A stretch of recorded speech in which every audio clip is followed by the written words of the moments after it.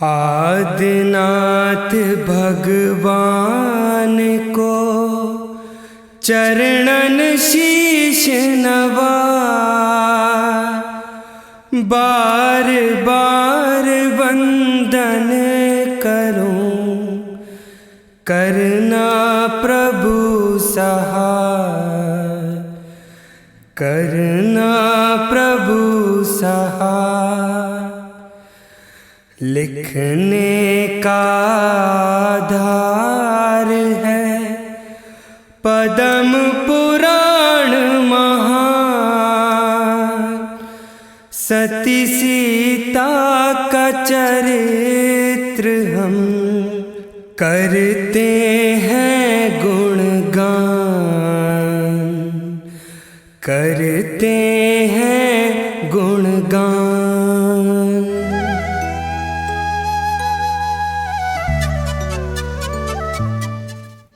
आइए हम आपको लिए चलते हैं उस दौर में जब अयोध्या नरेश श्री रामचंद्र जी अपने अनुज भ्राता श्री लक्ष्मण जी, मित्र हनुमान और अन्य सहयोगियों के सहयोग से लंका नरेश रावण को परास्त कर अपनी धर्मपत्नी सीता जी को अयोध्या लेकर आते हैं। अयोध्या में आने के पश्चात श्री रामचंद्र जी का राज्याभिषेक किया जाता है। अयोध्या नरेश श्री राम कुशलता पूर्वक अपना राजपाट चलाते हैं। कुछ दिनों के पश्चात अपनी भार्या सीता जी के आग्रह पर श्री राम एवं सीता जी जिन देवों के दर्शन करने हेतु तीर्थ वंदना पर निकलते हैं। समस्त जैन तीर्थों के दर्शन करने के पश्चात श्री रामचंद्र जी एवं सीता जी का अयोध्या नगरी में प्रवेश होता है। समस्त अयोध्यावासी आतुरता से उनकी प्रतीक्षा कर रहे हैं।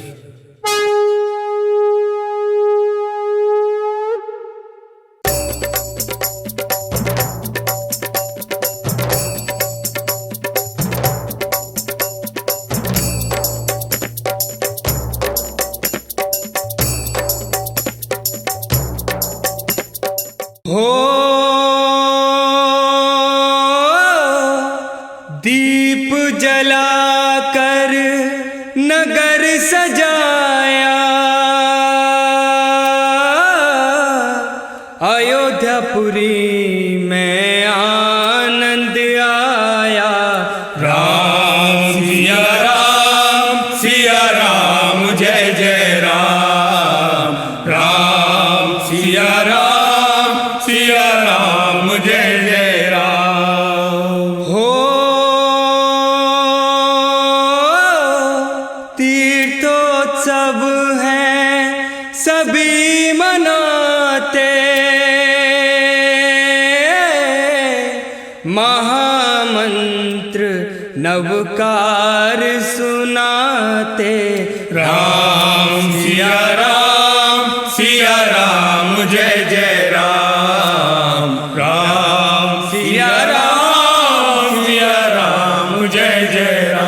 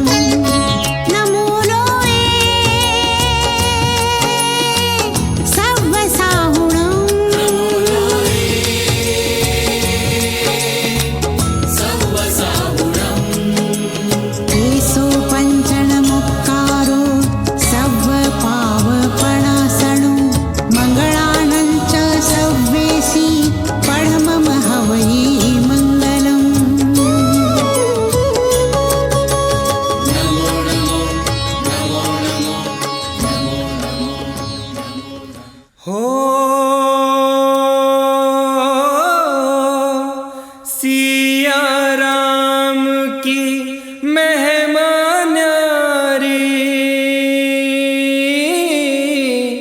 नगर अयोध्या है सुखकारी।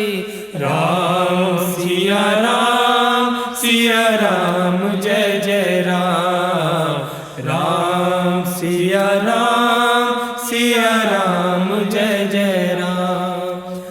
हो मानव मन अति हर्षाता है, स्वर्ग लोक भी गुण गाता है। राम सिया राम जय जय राम, राम सिया राम जय जय राम। महाराज श्री राम की जय हो, अयोध्या नरेश श्री राम की जय हो, सियापति श्री राम की जय हो, मर्यादा पुरुषोत्तम श्री राम की जय हो। तीर्थ यात्रा की खुशी में महाराज श्री राम के समक्ष रंगारंग कार्यक्रम प्रस्तुत किया जाए।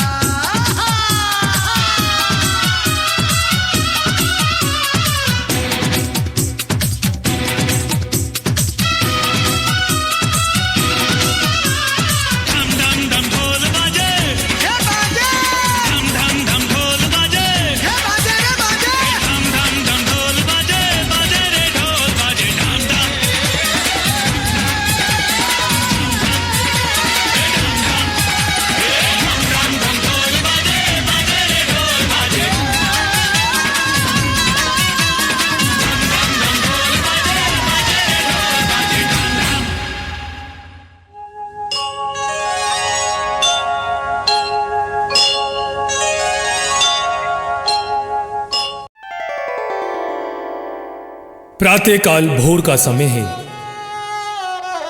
राजा श्री राम अपनी धर्मपत्नी सीता जी के साथ शयन कक्ष में बैठे हैं। रात्रि में सीता जी ने दो विचित्र स्वप्न देखे हैं।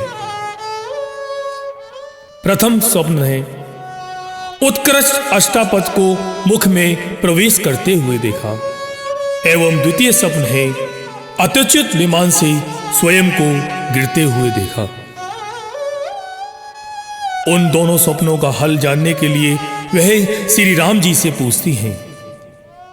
तत्पश्चात श्री राम जी बताते हैं, सीते, आपके गर्भ से दो पुत्र रत्न जन्म लेने वाले हैं, जो कि बहुत सुंदर, बलवान और प्रभावशाली होंगे। लेकिन द्वितीय स्वप्न किसी आने वाले खतरे का अंदेशा जता रहा है। खतरे का अंदेशा जानकर सीता जी श्री राम जी से कहती हैं, मुझे जिन देवों के दर्शन करने की अभिलाषा हो रही है। तभी महल के बाहर भारी शोरगुल की आवाज सुनाई देती है। राजा राम जी अपने शयन कक्ष के बाहर आते हैं और सैनिक को आदेश देते हैं, पता लगाओ यह शोरगुल कैसा हो रहा है।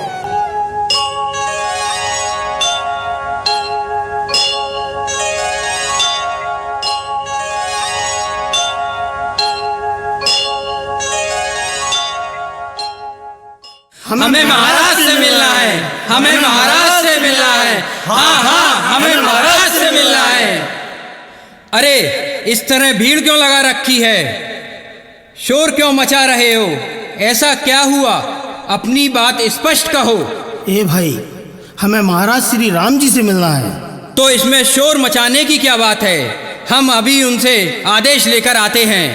नहीं नहीं, इस तरह नहीं, हमें महाराज से अभयदान चाहिए। हाँ, हमें महाराज से अभयदान चाहिए, तभी हम अपने मन की बात उनसे कह सकते हैं। हे सैनिक, आप आज्ञा लेकर आओ।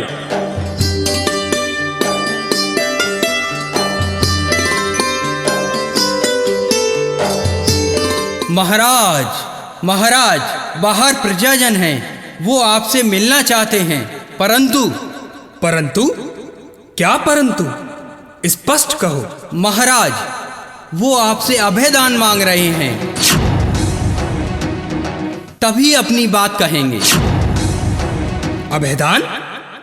ऐसा हमारे राज्य में क्या हो गया जो किसी को अपनी बात कहने के लिए अभयदान की आवश्यकता पड़ रही है?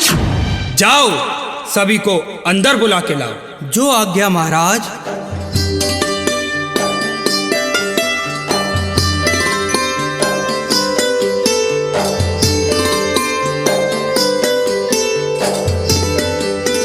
भाइयों, ऐसा क्या हुआ कि आपको अपनी बात कहने के लिए अभयदान की आवश्यकता पड़ गई? आप लोग अपनी बात स्वतंत्रता पूर्वक कहें, हम आपको अभयदान देते हैं। महाराज, संसार में अधिकतर लोग सुनकर ही बातें करते हैं, देखकर कम करें। यह लोग स्वभाव से बहुत कुटिल होवे। एक उदाहरण मिल जावे तो फिर घृणित कार्य करने में कौनू भय नहीं लगता। महाराज, चुप क्यों हो गए? अपनी बात स्पष्ट रूप से कहो। तुम्हारी ये पहेलियों भरी बातें हमारी समझ से बाहर हैं। महाराज, महाराज, आजकल निर्बलों की सुंदर स्त्रियों को बलवान पापी तुच्छ जानकर हरण कर लेते हैं। कुछ दिन रखने के बाद वापस भेज देते हैं। इतना होने पर भी उनके पति उन्हें घर में रख लेते हैं और कहती है, महाराज श्री राम तो सर्वशास्त्रों में प्रवीण है। जब उन्होंने दूसरे के घर में रही सीता को दोबारा रख लिया, हम रखते हैं तो का दोष है? ऐसो कार्य राजा कर सकत है तो हम का नहीं कर सकत। इस प्रकार दुष्ट पुरुष निरंकुश होकर अबलाओं पर अत्याचार कर रहे हैं। महाराज, अब आप ही कुछ उपाय बताएं। महाराज, अब आप ही कुछ उपाय बताएं।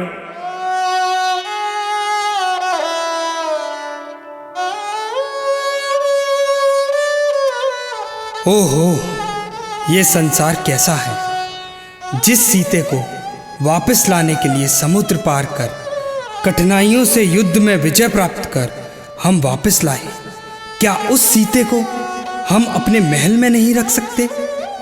हम शीलव्रती सीते पर कैसे लालचन लगा सकते हैं कि वह पवित्र है, वह शीलव्रती है, ये हम अच्छी तरह जानते हैं। परंतु इसका अनुसरण मात्र शीलव्रती नारियां थोड़े ही करेंगी। शील भ्रष्ट नारियां, व्यभिचारी पुरुष भी इसका दुरुपयोग करेंगे। अतः हमें खुद कुछ करना पड़ेगा। यदि हम सीते को अपने पास रखते हैं तो हमारे राज्य की अपकीर्ति होगी, और बात केवल अपकीर्ति की नहीं, गलत परंपरा की है। अगर राजा ही गलत परंपरा चलाएगा तो सदियों तक गलत परंपरा चलेगी। प्रजा के लिए हम निर्णय ले सकते हैं, लेकिन यह निर्णय तो हमें स्वयं के लिए लेना ही पड़ेगा।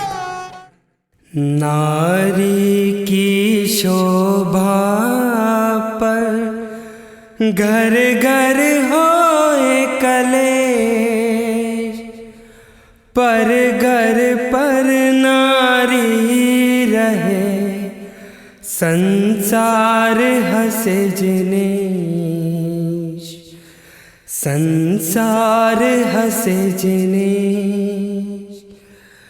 रघुवंश की आन को लग जाएगा दाग, स्वर्ग नरक बन जाएगा, नहीं खिलेगा फाग, नहीं खिलेगा फाग।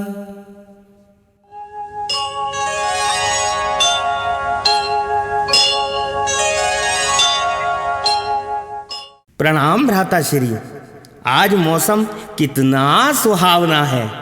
चलो जिन मंदिर के दर्शनों को चलें। भैया, आप कुछ बोलते क्यों नहीं? क्या चिंता सता रही है आपको?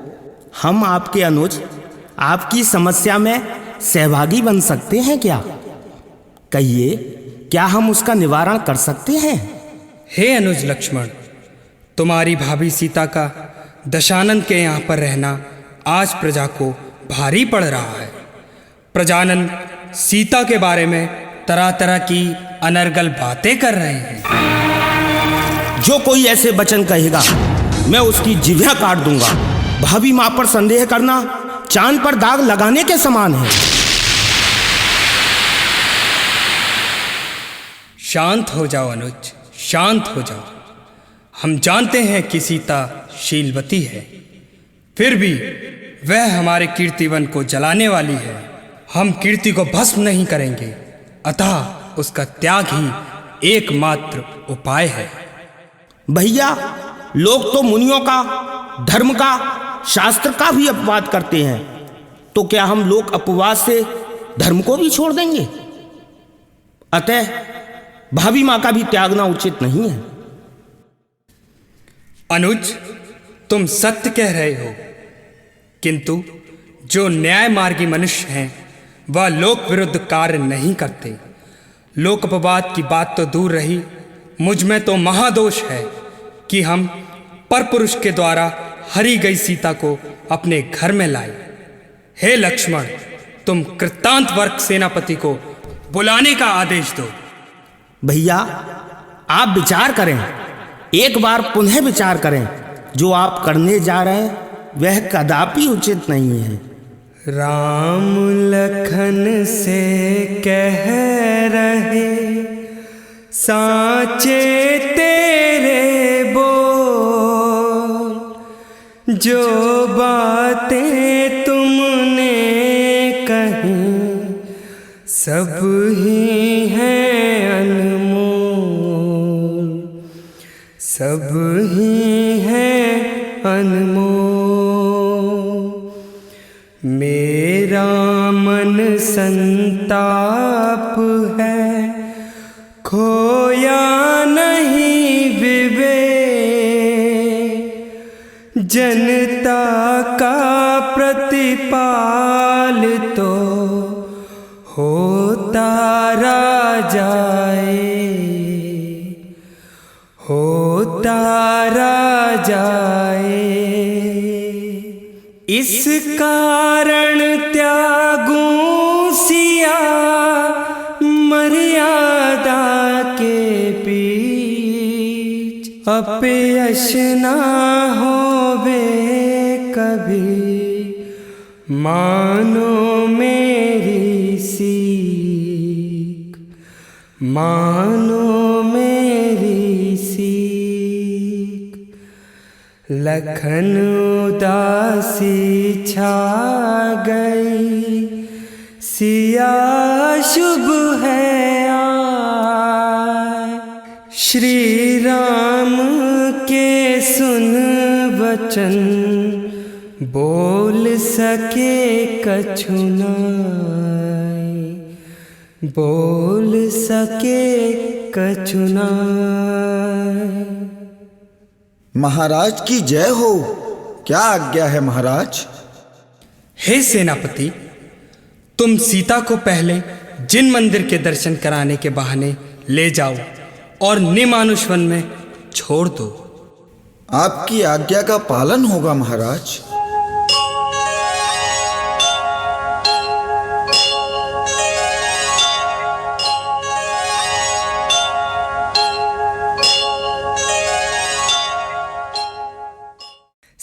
सेनापति महलों में गए, कर सीता प्रणाम। तीर्थ वंदना को चले, भेज रहे श्री राम, भेज रहे श्री राम। खुश होती सीता सती, रथ में हुई सवार। चैत्यालय दर्शन करें, मन में खुशी अपार, मन में खुशी अपार। माता प्रणाम। हे माता, मैं आपको तीर्थ क्षेत्र की वंदना कराने आया हूँ। चलिए, आप मेरे साथ चलिए। महाराज ने आज्ञा दी है कि मैं आपको जिनदेव के दर्शन कराने के लिए वंदना पर ले जाऊं। क्या स्वामी ने तुम्हें मुझे वंदना कराने के लिए भेजा है? वैसे भी मुझे वंदना का बहुत मन कर रहा है। यह तो बड़ा पुण्य का अवसर है। चलिए सेनापति जी, चलिए।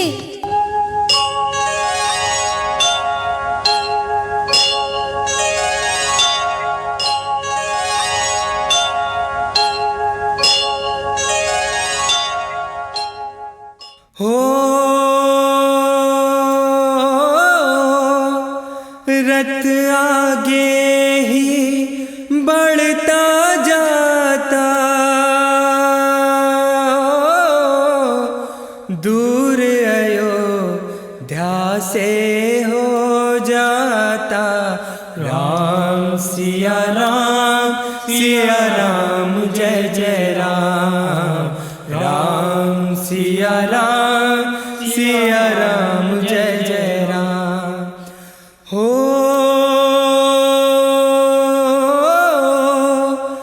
गंगा पार जिनाले देखे, अटविया कर रथ को रोके। राम सिया राम, सिया राम जय जय राम। राम सिया राम, सिया राम जय जय राम। और इस प्रकार सेनापति वितान चक्र सीता जी को तीर्थ वंदना कराने के पश्चात अंत में निमानुष वन में लेके जाता है और सीता जी के चरणों में सिर रखकर फूट फूट कर रोता है।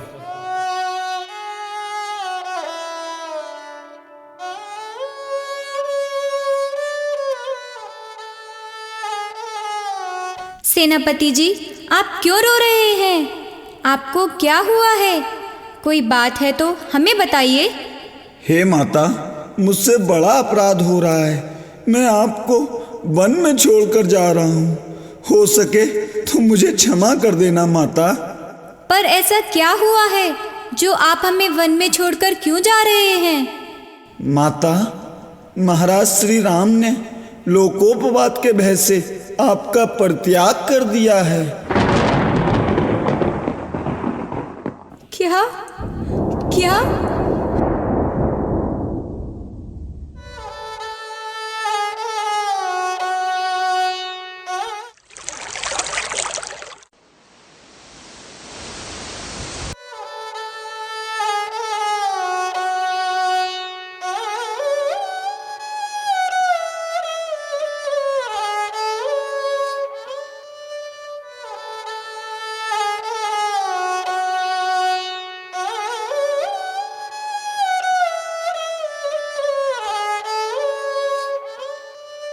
स्वामी ने मेरे साथ ऐसा किया।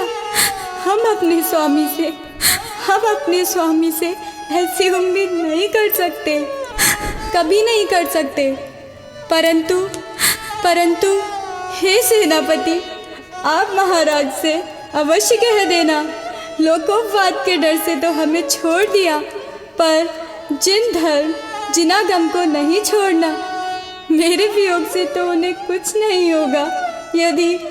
यदि धर्म का वियोग हो गया तो अनंत भवों का योग हो जाएगा।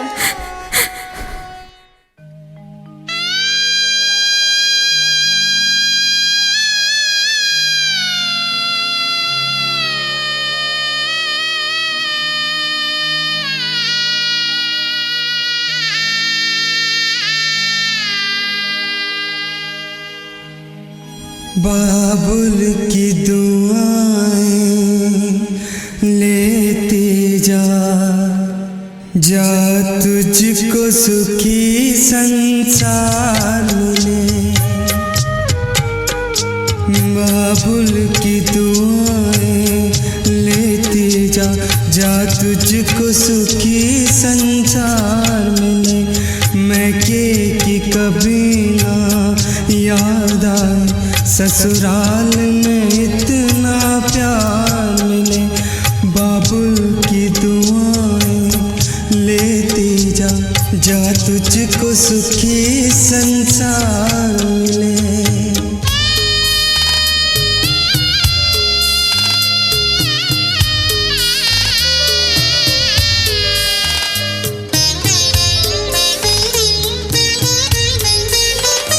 महलों में पली महलों में बड़ी वो लाडली जनक दुलारी थी। महलों में पली महलों में बड़ी वो लाडली जनक दुलारी थी। धनुष टूटा श्री राम मिले, फिर 14 वर्ष जुदाई थी। सिया राम कहे सिया राम में तो बस राम रहे।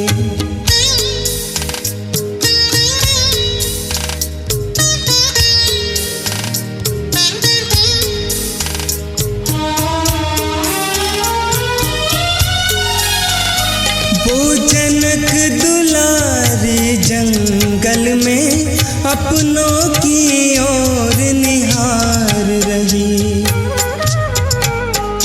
वो जनक दुलारी जंगल में अपनों की ओर निहार रही।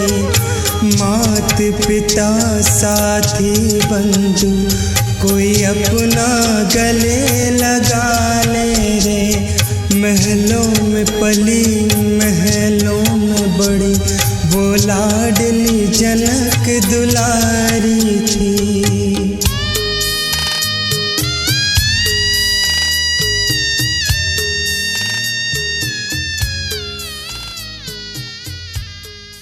अखियन आंसू बह रहे सीता करे विलाप।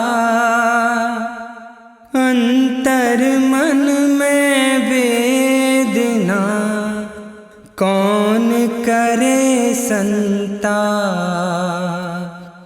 कौन करे संता।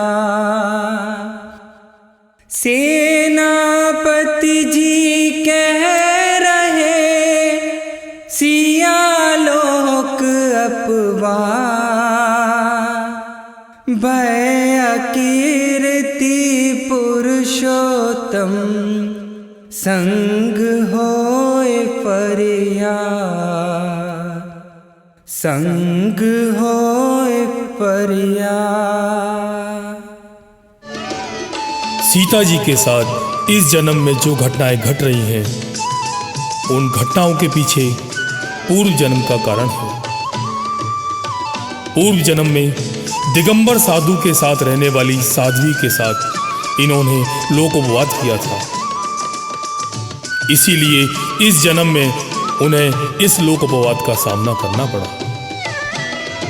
सेनापति महल में आकर सारी सूचना श्री राम जी को देते हैं। श्री राम यह सुनकर बहुत दुखी होते हैं। उधर सीता वन में बैठी हुई है। पुंडरीक नगर का राजा वज्रसंग हाथी पकड़ने उसी वन में आया हुआ है। सीता जी को रोते हुए देखकर वह उनका परिचय पूछता है। हे देवी, तुम इस निर्जन वन में किस प्रकार आई हो और क्यों रो रही हो? मैं मिथिला नरेश राजा जनक की पुत्री तथा राजा दशरथ के पुत्र श्री राम की भार्या हूँ। दशानन के यहाँ रहने के कारण लोगों ने अपवाद किया, अतः अब कीर्ति के भय से श्री राम ने हमें जिन दर्शन के बहाने इस निर्जन वन में छुड़वा दिया, इस निर्जन वन में छुड़वा दिया। हे बहन, आप दुखी ना हो। राजा जनक मेरे परम मित्र हैं। आप हमारे साथ नगर में चलें, वहाँ आप सुखपूर्वक रहें। हमारे महल में आपको कोई कष्ट नहीं हो। इस प्रकार सीता जी राजा वज्रसंग के महल में अपना जीवन व्यतीत करने लगी। लवकुश के जन्म का समय निकट आया। जीव जब मां के गर्भ में आता है तब उसके लक्षण मां के व्यवहार में परिवर्तन लाते हैं। उसी प्रकार सीता जी के व्यवहार में परिवर्तन आने लगा। उन्हें अपनी आज्ञा का उल्लंघन असहनीय लगता था। दर्पण की अपेक्षा तलवार में अपना मुख देखना अच्छा लगता था। संगीत से परहेज हो गया। धनुष की टंकार अच्छी लगने लगी। वह समय निकट आ गया। सीता जी ने 2 सुंदर पुत्रों को जन्म दिया। राजा वज्रसंग ने उनके नाम अनंग लवण और मदनांकुश रखे, जो लवकुश के नाम से प्रसिद्ध हुए। धीरे धीरे दोनों चंद्रमा की भांति बढ़ने लगे। सिद्धार्थ नाम के गुरु के पास उन्होंने शिक्षा दीक्षा ग्रहण की। एक दिन लवकुश शस्त्र विद्या का अभ्यास कर रहे थे। तभी नारद जी वहां पहुंचते हैं। आइए देखते हैं अगला दृश्य।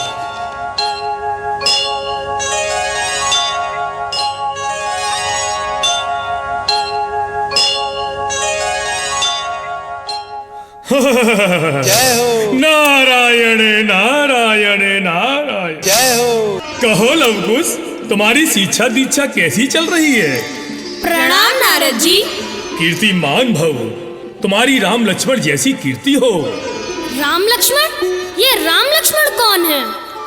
अरे पुत्र, तुम यह जानकर क्या करोगे? मैंने जो कुछ कहा उसे भूल जाओ। नहीं नारद जी, अब आपने राम लक्ष्मण का नाम लिया है तो उनका परिचय भी दीजिए। तो सुनो, राम लक्ष्मण अयोध्या के राजा दशरथ के पुत्र हैं। किसी कारणवश उन्हें जंगल जाना पड़ा। वहां राम की पत्नी सीता को लंका का राजा दशानन हरण कर ले गया, जिसको राम ने युद्ध कर पुनः प्राप्त किया और अयोध्या वापस ले आए। परंतु लोकोपवाद के भय से राम ने गर्भवती सीता को वन में छुड़वा दिया। राम ने ये अच्छा नहीं किया। राजा का यह कर्तव्य होता है प्रजा की बात सुनना, परंतु सच झूठ का फैसला किए बिना उन्हें ऐसा नहीं करना चाहिए। हम सीता को न्याय दिलवाएंगे। हाँ, हम राम लक्ष्मण से युद्ध करेंगे और सीता को न्याय दिलवाएंगे। लव और कुश युद्ध की तैयारी करते हैं। अपनी मां सीता से युद्ध की आज्ञा और जीतने का आशीर्वाद प्राप्त करने जाते हैं।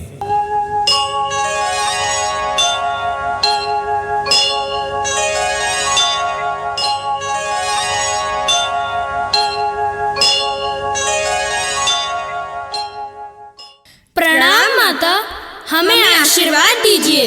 हम युद्ध में विजयश्री प्राप्त कराएंगे। युद्ध? कैसा युद्ध? किसका युद्ध? हमारा और अयोध्या के राजा राम लक्ष्मण का युद्ध। राम जी से युद्ध? ये क्या कह रहे हो? हाँ माँ, हम राम के साथ युद्ध करके उन्हें बंदी बनाएंगे और उस बेचारी सीता को न्याय दिलाएंगे। उस राम ने सीता पर बहुत अत्याचार किए हैं। माँ, आप क्यों रो रही हैं? हम दोनों को कुछ नहीं होगा। आप तो केवल आशीर्वाद दें कि हम विजयी होकर आए। पुत्र, मैं किसे आशीर्वाद दूं? किसकी विजय और किसकी पराजय की कामना करूं? मैं तो धर्म संकट में फंस गई हूँ।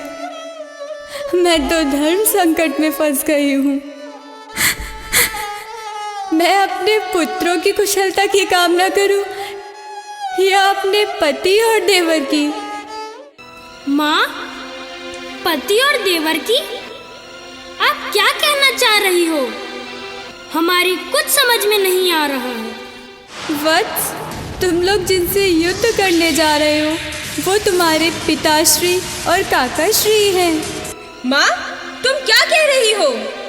हाँ वत्स, ये सच है कि श्री राम मेरे पति हैं, लक्ष्मण जी मेरे देवर हैं।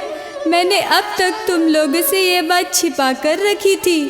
सोचा था सही समय आने पर बताऊंगी। माँ, आप ही वे सीता हैं। आपके साथ इतने अत्याचार हुए, आपने हमें पहले क्यों नहीं बताया? माँ, आप नारी हैं। नारी का स्वभाव होता है क्षमा करना। माँ, आप कभी नहीं चाहेंगी हम उनसे युद्ध करें, परंतु अब न्याय के लिए युद्ध तो होगा। विजय होने के लिए ना सही अपितु उनका मान भंग करने के लिए। माँ, हम आपको वचन देते हैं कि पिताश्री और काकाश्री का बाल भी बाका नहीं होगा, लेकिन आपका सम्मान और अयोध्या में आपका स्थान अवश्य दिलाएंगे। ठीक है वत्स, लेकिन अपने कुल की मर्यादा का ध्यान रखना। अपने काकाश्री और पिताश्री का आशीर्वाद लेना नहीं भूलना। सिंहपुरी और कलिंग को भिजवा दो संदेश, सेना संग संग्राम को करो अवध प्रवेश। हाथी घोड़े और जवान सब ही दो सजवा, राम लखन का जाय कर दे दे मान घटा। उपजा जो उनके हृदय मान और अभिमान,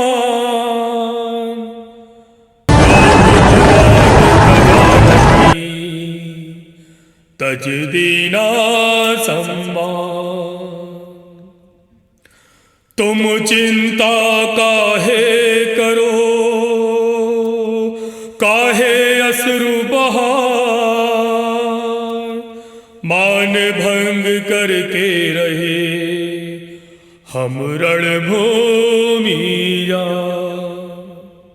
और इस प्रकार लव कुश युद्ध करने निकल पड़ते हैं। वह श्री राम और लक्ष्मण जी से लगातार युद्ध करते हैं।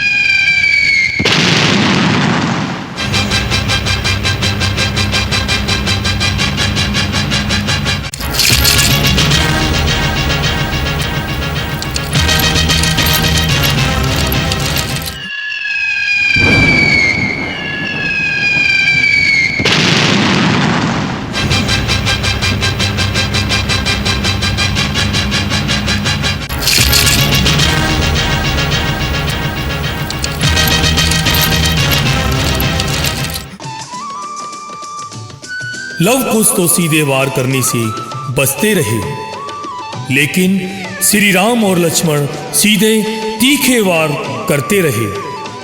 लव कुश का कुछ भी नहीं बिगाड़ सके। अंत में लक्ष्मण ने थक कर उन दोनों पर चक्र चला दिया।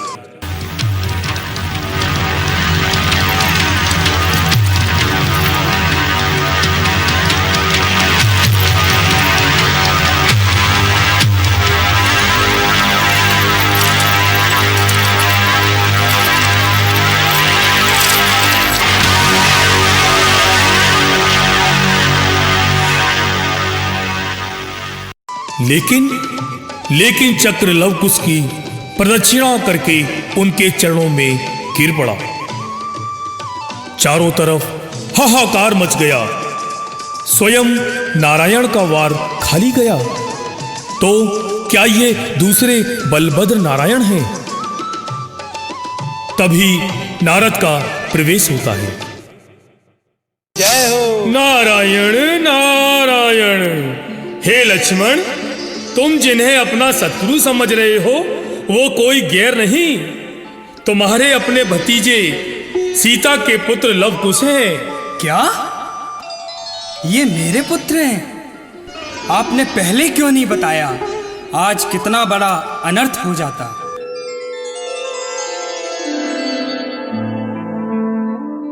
हे अयोध्या के राजा श्री राम, आपने हमारी माँ के साथ बहुत अन्याय किया है। गर्भवती अवस्था में उनको वन में छुड़वा दिया। मर्यादा पुरुषोत्तम राम को ऐसा करते समय जरा भी दया नहीं आई, मर्यादा का भी ख्याल नहीं आया। क्षमा कर दो हमें, हमसे अत्याचार हुआ है, परंतु हम तुम्हारे पिता हैं। चलो हमारे साथ महल में चलो। नहीं, जब तक हमारी माँ को न्याय नहीं मिलेगा तब तक हम आपको न पिता स्वीकार करेंगे न महल में चलेंगे। पहले माँ को अयोध्या नगरी में बुलाकर उनका सम्मान वापस दिलाया जाए। वत्स, हमने उन्हें जिस कारण से वन भेजा था वो कारण आज भी सीता को लांछित कर रहा है, जबकि हम जानते हैं कि सीता निर्दोष है। फिर भी इस मूढ़ प्रजा के लिए कुछ करना होगा। हाँ, सीता को परीक्षा देनी होगी। अग्नि परीक्षा। उन्हें अपनी निर्दोषता साबित करने के लिए अग्नि परीक्षा देनी होगी। तभी इस नगर में उनका सम्मान वापस आ सकता है। इस प्रकार सूचना सीता जी तक सेनापति द्वारा भिजवाई जाती है। सीता जी वज्र संघ सहित आती हैं। अग्नि परीक्षा के लिए कुंड तैयार किया जाता है।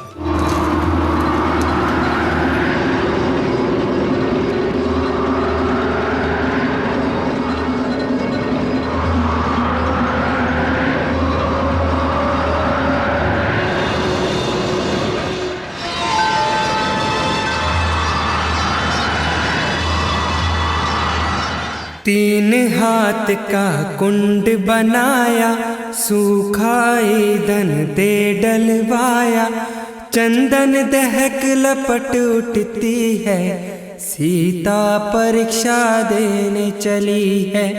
हृदय राम का पीड़ित होता, अंधकार भय मन है रोता, मर्यादा पुरुषोत्तम पाले, कर्मों के हैं खेल निराले। हे स्वामी, आपने मुझे अग्नि परीक्षा देने को कहा है। यह मुझे सहर्ष स्वीकार है, क्योंकि इसके द्वारा ही मेरी पवित्रता प्रमाणित होगी। हे अग्निदेव, यदि मैंने अपने पति राम के अतिरिक्त किसी और का किंचित मात्र भी स्मरण किया हो या स्वप्न में भी विचार किया हो तो मुझे भस्म कर देना। यदि मैं अनुव्रतधारी पवित्र नारी हूँ तो मेरी रक्षा करना, मेरी रक्षा करना, मेरी रक्षा करना। नमो अरिहन्ताणं, नमो सिद्धाणं, नमो आयर्याणं, नमो उवच्छायाणं, नमो लोहे सव्वसाहुणम्।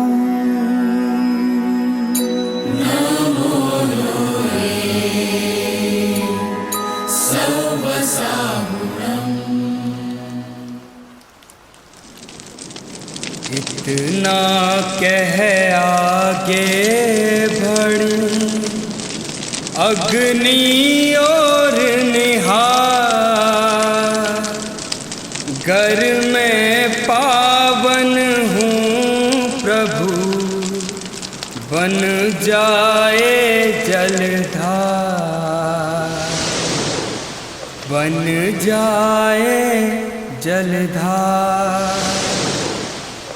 सांस रोक सब देखते, देखत नयन पसार, बेचैनी मन में हुई, अंतर हाहाकार,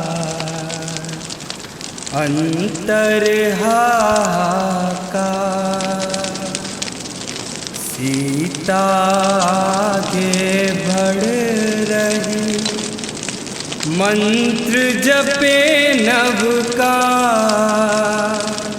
पाँव छुआ अग्नि हुई, पावन जल की धार, पावन जल की धार।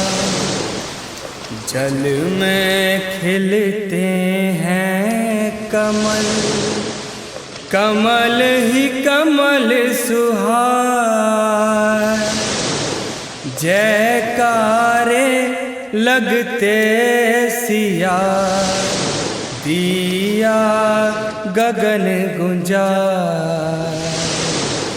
दिया गगन गुंजा। रमोकार महामंत्र की, सीता मैया की, रमोकार महामंत्र की, सीता मैया की, रमोकार महामंत्र की, सीता मैया की। सीता जी रमोकार मंत्र का पाठ पढ़ती हैं। अग्निकुंड सिंहासन में बदल जाता है। चारों तरफ जय जयकार होती है। तभी श्री राम सीता जी के पास आते हैं।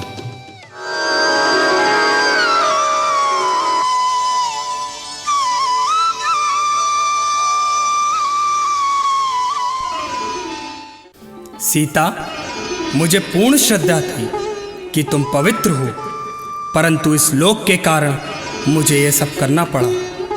परंतु अब तुम्हें कोई कष्ट नहीं सहना पड़ेगा। चलो अब अपने महल की ओर चलते हैं और शेष जीवन सुखपूर्वक बिताते हैं। सुख? कैसा सुख? हे स्वामी, मैं तो वन के दुखों को ही सुख समझने लगी हूँ। अब तो मैंने सच्चे सुख की खोज करने के लिए पुनः वन में जाने का मन बना लिया है। मैं जैनेश्वरी दीक्षा धारण कर वन में जाऊंगी। हे नाथ, मैंने सारा संसार देख लिया है, इसके स्वरूप को समझ लिया है। अब मुझ में कोई इच्छा, चाह, कामना नहीं रही। अब तो बस मुक्ति पद पाने की कामना है। हे देव, प्रथम बार आपके साथ वन में गई, वन में आपसे विछोह हुआ। द्वितीय बार वन में गई तो वज्रसंग जैसा भाई मिला, लेकिन अब तीसरी बार वन में जा रही हूँ इस मिलन और विछोह के बंधन से मुक्त होने। हे देव, मुझे आज्ञा दें। हे देव, मुझे आज्ञा दें। हे देव, मुझे आज्ञा दें।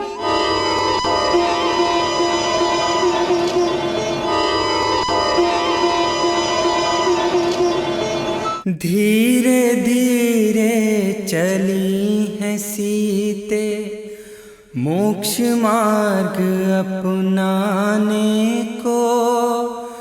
बढ़ते चलो हजारों लोगों, वीतरागता पाने को, वीतरागता पाने को। धीरे धीरे चली है सीते, मोक्ष मार्ग अपनाने को। सीते, सीते, तुम मुझे छोड़ के नहीं जा सकती। तुम मुझे छोड़ के नहीं जा सकती सीते। सीते, तुम मुझे छोड़ के नहीं जा सकती। तुम मुझे छोड़ के नहीं जा सकती सीते। क्या सोचा क्या हो रहा, राम समझना। काहे सीता तज रही, घर आंगन की छाँ। सीता से यूं कह रहे, छोड़ हमें क्यों जा।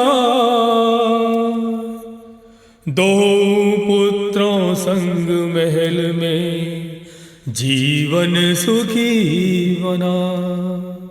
और इस तरह सीता जी वन की ओर चली जाती हैं। वहां आर्यका पृथ्वीमती माता जी से जिंद इच्छा लेकर केस लोचकर तपस्या करती हैं और अपनी स्त्री पर्याय का छेदन करती हैं। सेनापति कृतांतवक्र, जिन्होंने सीता जी को जंगल में छोड़ा था, उन्हें अपने किए पर क्षोभ था। इसलिए वह भी वन में जाकर मुनि दीक्षा धारण करते हैं और वन में ही निवास करते हैं।